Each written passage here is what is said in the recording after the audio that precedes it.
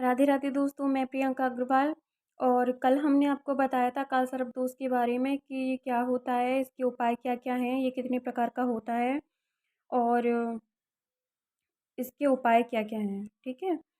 तो आज हम आपको बताएँगे कि जो पहला काल सर्प दोष है, अनंत काल सर्प दोष, इसके उपाय क्या-क्या होते हैं, इसके दोष क्या हैं, व्यक्ति की लाइफ पर ये क्या प्रभाव देता है और कुंडली में ये किस तरह से बनता है, तो हम आज इसके बारे में चर्चा करेंगे। तो सबसे पहले आते हैं कि ये किस तरह से बनता है कुंडली में।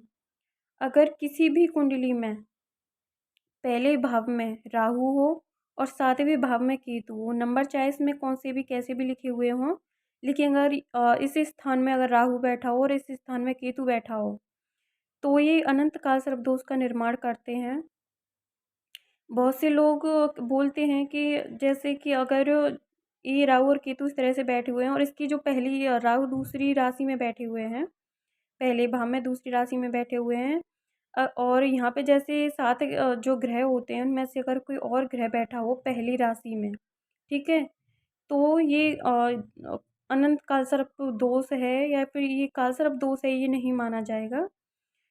और जैसे ये जो राहु है यहाँ पे अगर 3 अंक लिखा होता या 4 अंक लिखा होता, यहाँ पे 1, 2, 3 इनमें से इधर साइड में आते और इनमें अगर कोई ग्रह बैठा होता उन 7 ग्रहों में से, तब ये योग नहीं बनेगा। लेकिन मैंने ऐसे लोगों की कुंडली में भी इस दोष का प्रभाव देखा है, इसलिए मैं इन सब चीज़ों को नहीं मानती। लेकिन अलग-अलग ज्योतिषियों का अलग-अलग मत होता है, इसलिए मैंने आपको ये बात भी बताई है।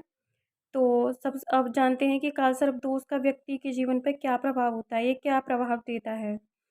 तो जो अनंत कालसर्प दोष होता है, ये पहले और सातवें भाव में राहु और केतु के राहु के पहले और केतु के सातवें भाव में होने से, तो ये पहला भाव जो होता है व्यक्ति के चरित्र को और व्यक्ति के व्यवहार को, इनको शो करता है। अगर इसमें जो राहु बैठे होते हैं तो व्यक्ति को थोड़े चालाक टाइप का किस्म का बना देते हैं, और ऐसा व्यक्ति होता है वो काम करने की बजाय अपनी बुद्धि से ज़्यादा काम करना पसंद करता है। हाँ, मार्शियल एनर्जी को ये वेस्ट नहीं करता। तो ये जो पहले भाव में राहु होता है, ऐसा व्यक्ति शेयर मार्केट में, लॉटरी, सट्टे वगैरह, जुए में, इस तरह के कामों में ज़्यादा रुचि लेता है। एकदम से अमीर हो जाना चाहता है और इनका इसका माइंड जो है वो थोड़ा डिस्टर्ब रहता है, कन्फ्यूज़ रहता है कि क्या करना चाहिए, क्या नहीं करना चाहिए। तो अगर किसी इस वजह से ऐसे लोगों की क्या है, बहुत ज़्यादा नुकसान देखने के लिए मिलते हैं। इन्हें फ़ायदा तो नहीं होता इन सब चीज़ों में, और बहुत ज़्यादा धन का नुकसान हो जाता है। और ये लोग मतलब किसी की सुनना भी पसंद नहीं करते, बस अपनी-अपनी वो करते हैं, हर किसी पे शक करना, संदेह करना, इनकी डाउट करने की इनकी आदत होती है।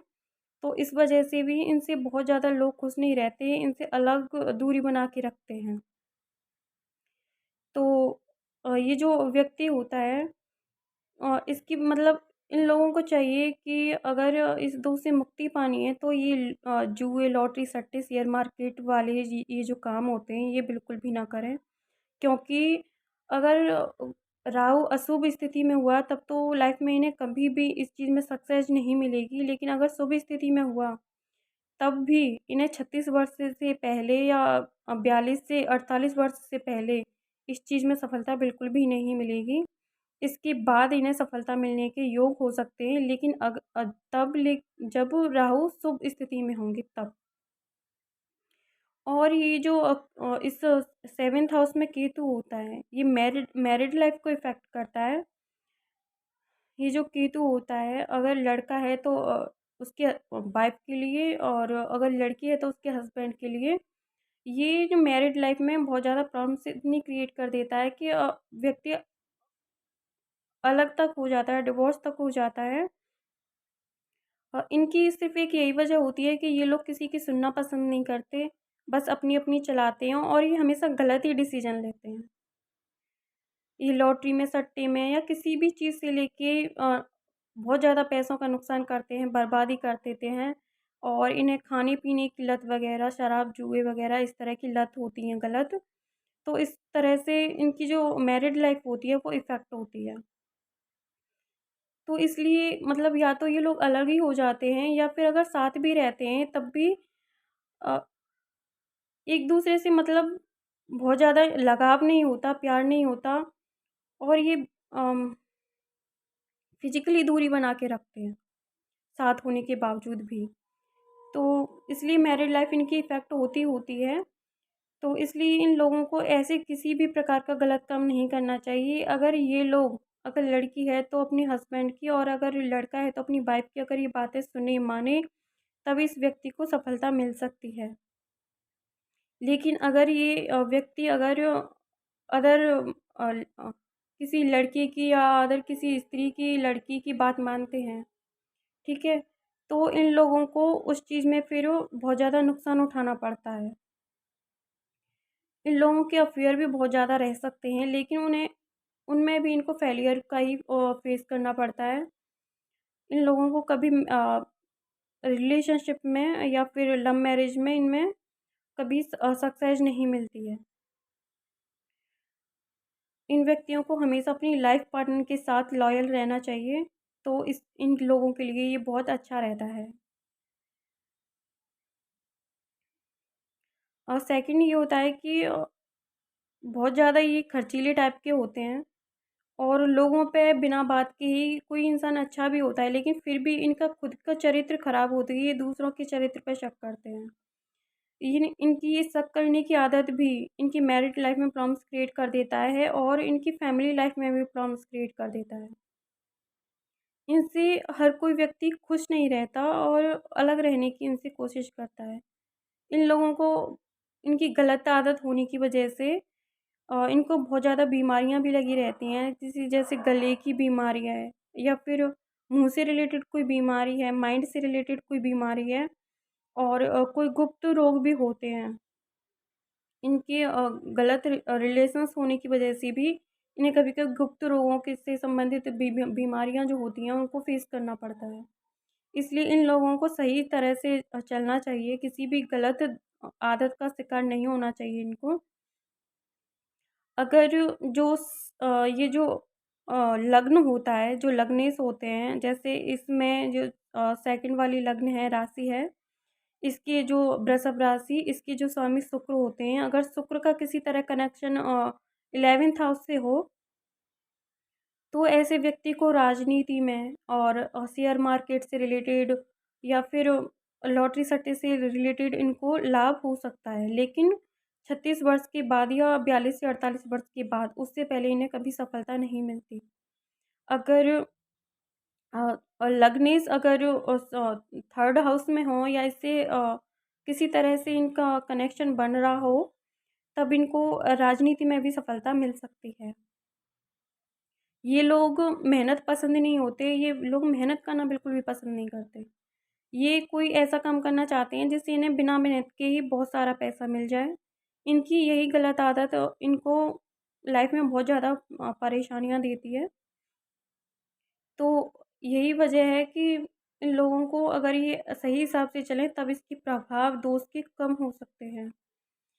इनकी जो बीमारी की जो वजह है, अगर इसके लिए ये उपाय करें तो इनकी रोग बीमारियां कम हो सकते हैं। इसका ये अनंत काल सर्प दोष का ये प्रभाव है, ये कम हो सकता है। अगर ये लोग सोमवार के दिन या फिर शिवरात्रि को, या फिर श्रावण मास में, यानी कि सावन के महीने में, अगर ये लोग अगर एक रांगी का जो सिक्का होता है, उसे तांबे का जो बर्तन होता है, उसमें पानी में डालकर रखें, और टाइम टू टाइम उस पानी को चेंज करते रहें, और उसे पूजा स्थल में रखते हैं, उसकी पूजा करते रहें। तो ऐसे लोगों को बीमारियों का भी अ, कम फेस करना पड़ता है, बीमारियां ठीक होने के चांस ज़्यादा होते हैं, ये दोष कम प्रभाव दिखाता है। बहुत ज़्यादा अगर ये अनंत काल सर्प दोष ये बहुत ज़्यादा अगर प्रभाव दे रहा हो अगर व्यक्ति की लाइफ में, तो इनको चाहिए कि जो त्र्यंबकेश्वर मंदिर है, जो नासिक के पास जो त्र्यंबकेश्वर कस्बे में एक तो त्र्यंबकेश्वर मंदिर है, वहाँ पे जाके इसकी पूरी तरह से पूजा पाठ विधि विधान से कराएं।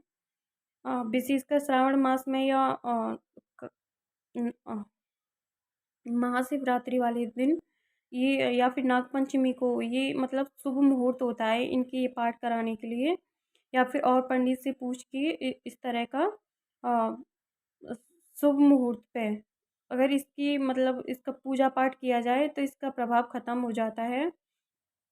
या फिर अगर किसी के पास इतना अ, पैसा नहीं है कि वो इस तरह के पूजा पाठ करा सके, तो थोड़े छोटे-छोटे उपाय करके भी इसका निदान किया जा सकता है। जैसे कि भोलेनाथ का जो शिव जी का ओम नमः शिवाय का मंत्र है, इसे प्रतिदिन प्रतिदिन नहीं तो सोमवार के दिन 108 बार माला जप करने से तो इसका प्रभाव कम हो जाता है। महामृत्युंजय मंत्र का भी जाप करने से इसका प्रभाव कम हो जाता है। और शिव जी की पूजा करें, रुद्राभिषेक करें, पीपल के पेड़ की पूजा करें, तो इससे इनके प्रभाव बहुत कम देखने के लिए मिलते हैं, बहुत कम इसके प्रभाव हो जाते हैं। तो इसका उपाय ज़रूर करना चाहिए, जिससे कि लाइफ में बहुत ज़्यादा प्रॉब्लम्स क्रिएट ना हो।